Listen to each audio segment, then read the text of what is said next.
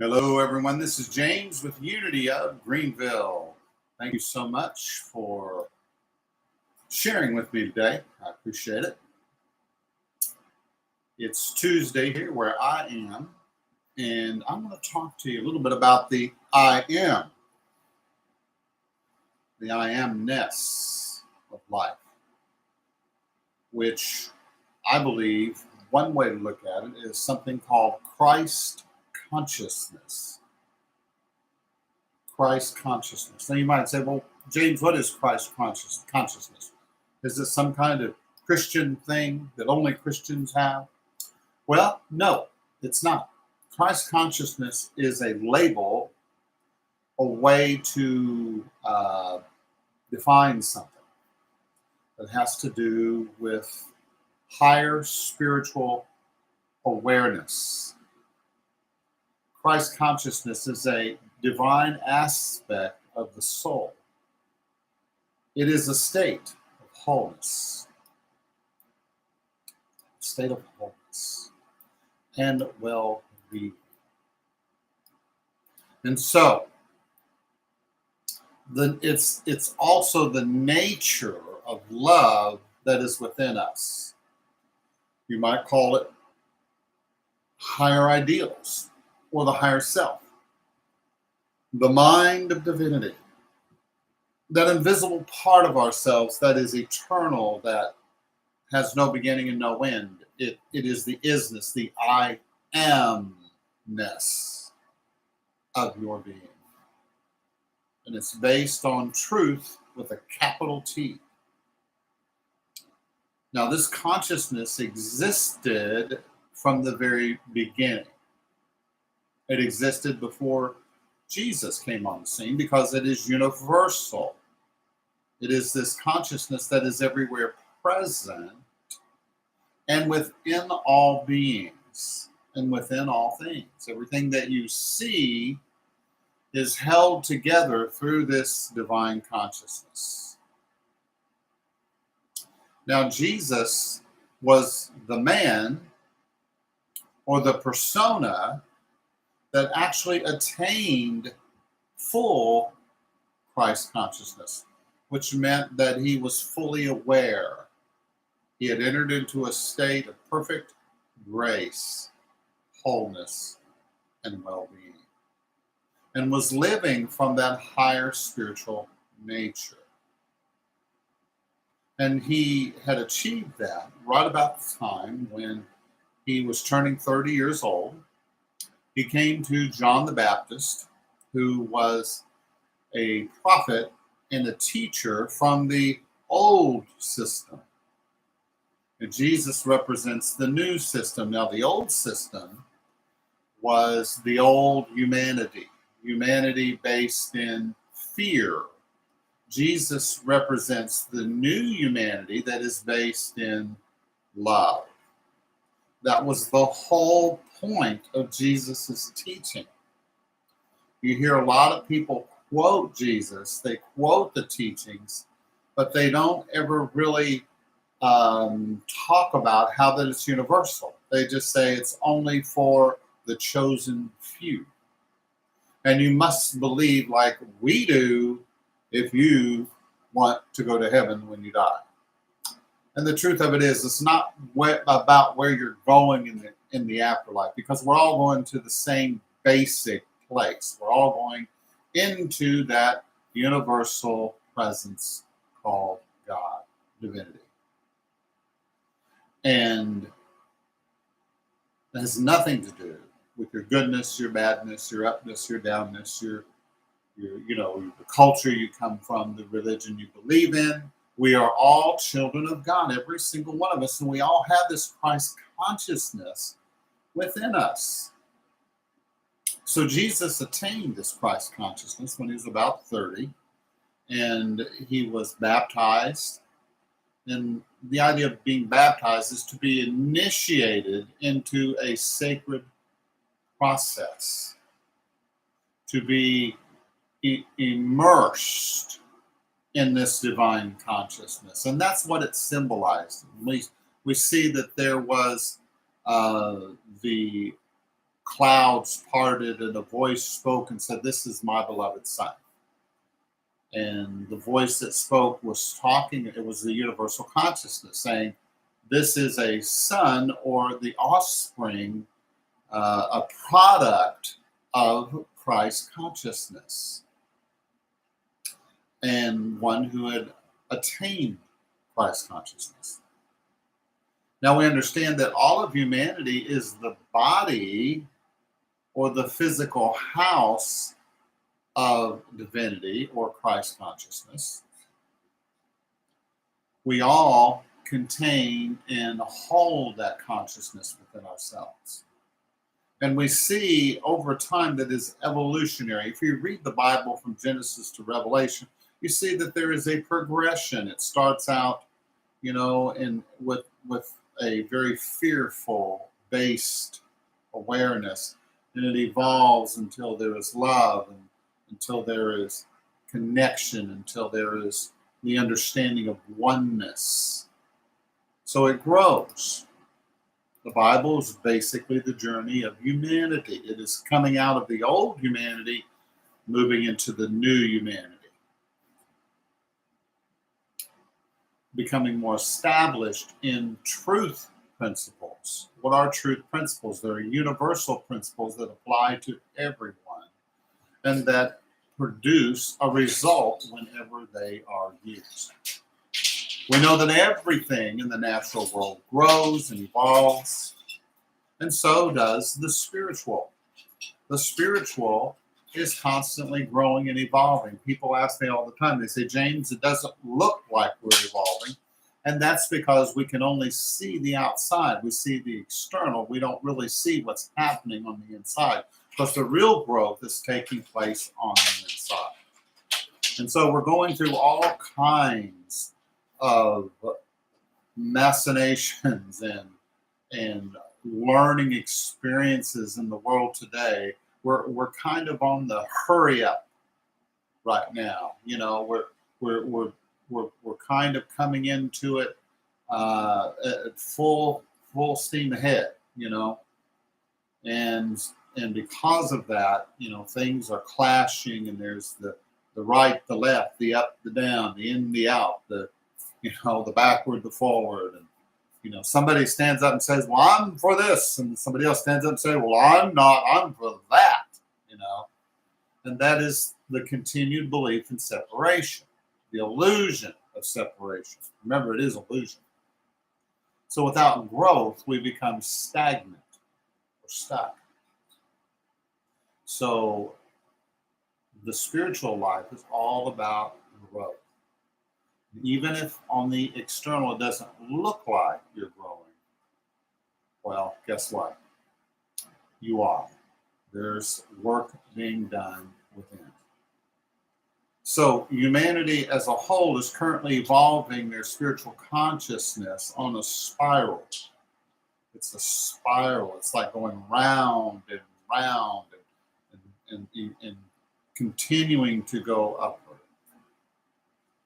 And it is a spiritual consciousness rather than simply staying in old traditions that have lost any kind of power that they might have had.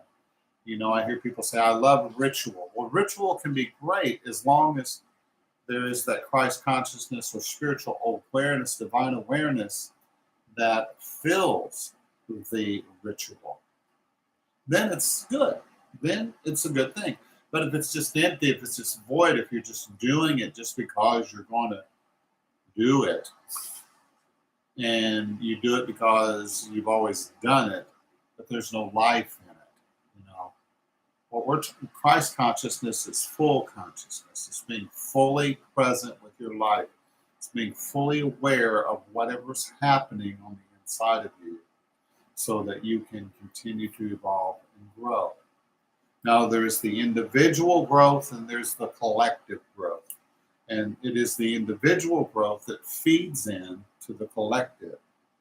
So the more that you grow, the more energy you put into the collective consciousness, and the more life that you give to it.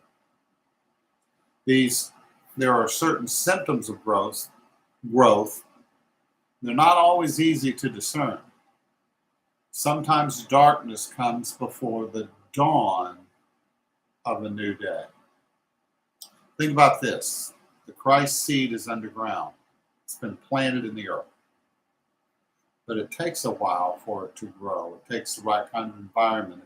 It takes light. It takes watering. It takes nurturing. Until finally the seed grows and the little plant breaks through the soil into the light of day. And that's what's happening. We're beginning to see little pieces of light and divine awareness that's starting to break through. The seed of divine consciousness has been underground for thousands of years, but now it's beginning to break through the soil. And it's important to understand that harmony comes after the chaos. There's chaos first, and then there is harmony and oneness. So it takes the chaos in order, it's like if you're going to build something new, say that you've got an old rundown neighborhood. Well, if you can't remodel it, what do? You have to take it down to the foundation, and you have to begin again and rebuild. And that's where we're at. For those that can't be remodeled or be repurposed or renewed, then they're being brought down to the foundation so that the house can be rebuilt. And that's what's happening. Charles Fillmore, the co-founder of Unity, he taught us that forces which appear contradictory are creatively reconciled and a higher synthesis emerges. Think about that. So we look in the world, we see the mass shootings. We see tornadoes, hurricanes. We see the weather is changing. It's different than it was. We see that there's pollution. There is poisons and toxins in the air, in the water, and in the ground. And so we see all of this. And we say, how can that all be reconciled? Well, all that work of reconciliation happens from within. So the first thing that you and I need to do is to reconcile the differences within us, to balance the opposites within ourselves. A lot of people teach this idea of duality.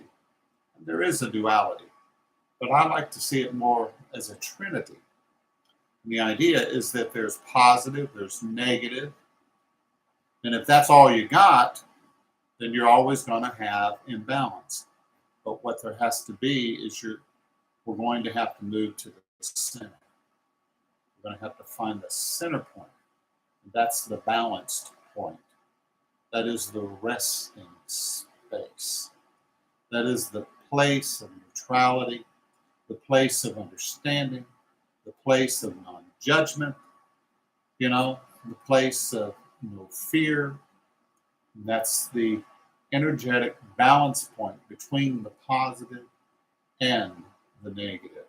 And that's where we want to go. That's the only thing that's going to fix or repair or restore the balance between the opposites. We're going to have to balance it out by getting centered within ourselves. When certain people in different areas become more centered and balanced within themselves, and they're no longer buying into right, left, up, down, in, out, fear, whatever, all of these things, that they come to a resting space within themselves. The inner Christ consciousness. Christ consciousness begins to awaken and stir within them. And then you begin to see the fruit come forth. What is the divine fruit? It's love. It's love. when you see love that is activated within your life, and you sense more compassion, you have more sensitivity, you have more care and concern for others and for yourself. That is the blooming, the springtime, the awakening of the Christ consciousness, the awakening of the soul. And that's what we're looking for. But we have to get back to that centered space, that balanced point, that resting point in between the dual points. And by doing that, we can begin to reconcile. So it's kind of moving to the middle. It's moving to the center of your being. You know, living at the center of the universe. It's living at the center of your life. And in that place, you become impartial. You're no longer judging. You know, people ask me if I believe in Judgment Day, and I said, well, I believe in non-Judgment Day. That's what we need.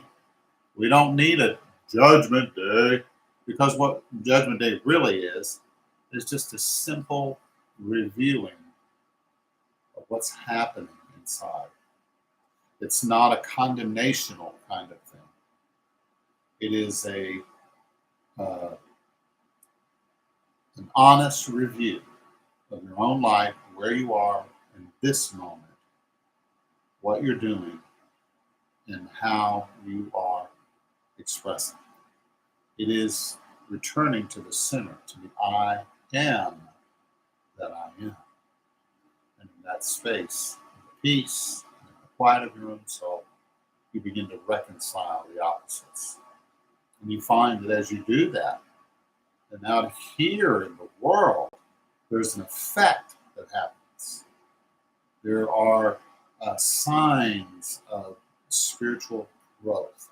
So don't be deceived because it looks like, you know, on the outside that things are getting worse.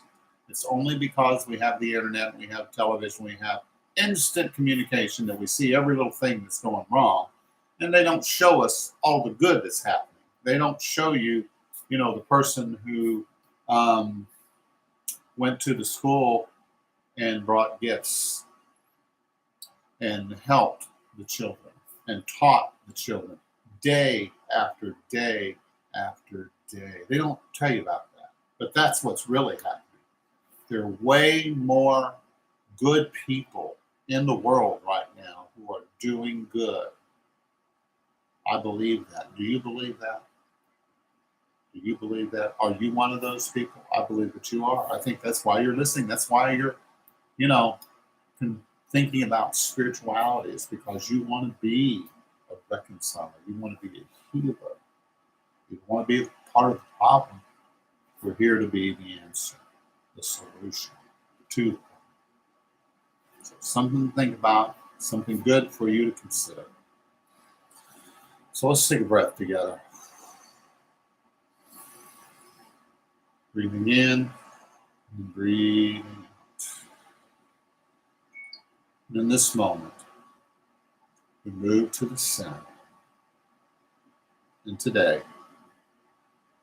I will not be deceived by what I see with my eyes or hear with my ears, but I will tune into my heart space, listen for the spirit within me, that divine Christ consciousness, and I will follow it. I will heed its call. I will say what I need to say in the moment. I'll be who I need to be in each moment. But I'm grateful that I am empowered and that I am a divine representative. I'm an ambassador of the truth, of peace, of love, and joy. I give thanks now, and I say, so be it. Okay. Thank you for listening. I don't know how long I went today. I try to keep it 15 minutes, but sometimes I go 30. So there you go. You get what you get, right? But if you enjoy what we're doing, please like it, share it.